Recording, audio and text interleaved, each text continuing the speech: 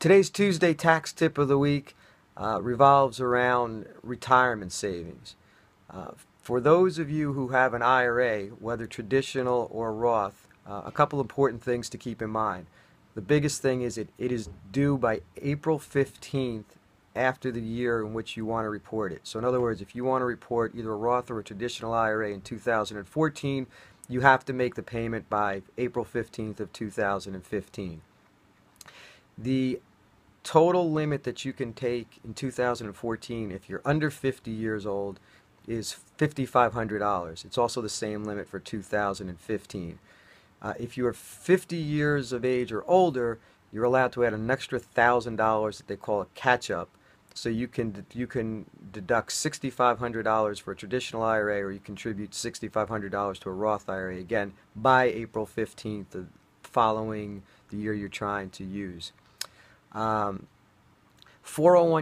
403bs, and 457 plans.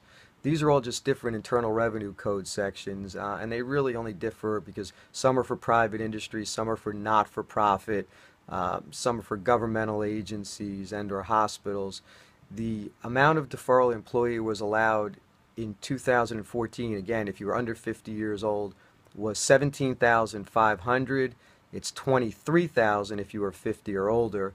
For 2015, these limits would go up to $18,000 for those of you under 50 and $24,000 for those of you 50 or older. And again, obviously those deferrals would have to be taken out ratably throughout the year, or at least throughout the year before December 31st. Lastly, I want to cover SEP plans.